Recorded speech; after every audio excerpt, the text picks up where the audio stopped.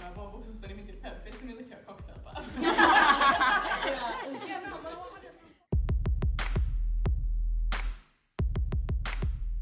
Does na ddim digon o swyddi da yn Ynys Môn.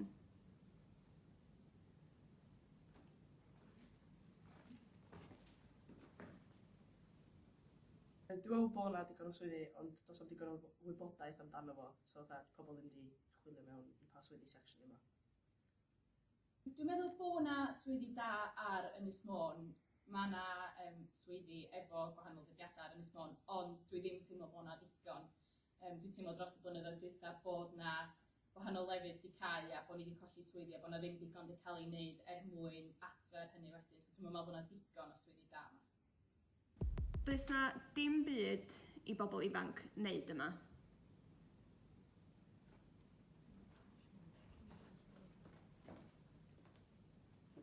So dwi'n meddwl bod yna lot o bethau i wneud yma os da chi wedi mynd i'r traeth a pethau fel yna a mynd yn yr mynydd, which sy'n neis, ond hefyd has its like, mae bach yn repetitive weithiau, so fatha bob weekend yn gofyn gen i bod beth eich wneud, a gan i'n pub. Ryn un pub, ryn un peint, ryn un bobl. Mae'n neis gweld y pobl hefyd. Weithiau sy'n ei licio gallu just popio i chwarae bwlio neu beth fel yna efo'r genod, neu even for cocktail bar, like rhywbeth neu change it up a little, ond does am llawer fel yna i ni fynd yna. Dwi'n just teimlo fatha, mae yna bethau i wneud os ti'n chwilio amdano fo kind of thing, ond eto, mae'n mynd o weithiau gorau actually chwilio amdano pethau pan ti just isio piciad i rhywle fatha cocktail bar, really cool neu rhywbeth fel yna. So dwi'n teimlo fatha bod fi just yn chwarae ffwtbol yn gigio, and that's about it. Mae'n mynd rhy bryd i prynu tŷ yn Ynys Môn.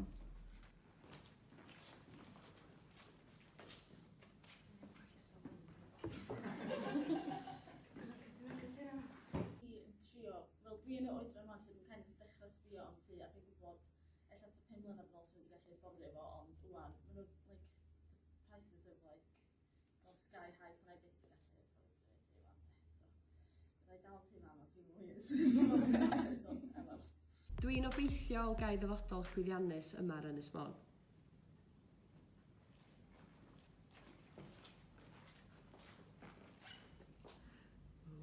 I hope I do, but with the current housing crisis and cost of living, I don't know if I can live here, especially if I want to go into teaching here.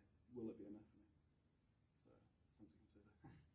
Dwi'n gobeithio efo lleol bob dim yma fydd yna mwy o gyfleoedd i bobl ifanc ar Ynys Môn, a dwi'n joio gigio dros Ynys Môn ar y funud, so dwi'n digon hapus yn neud beth dwi'n neud yma.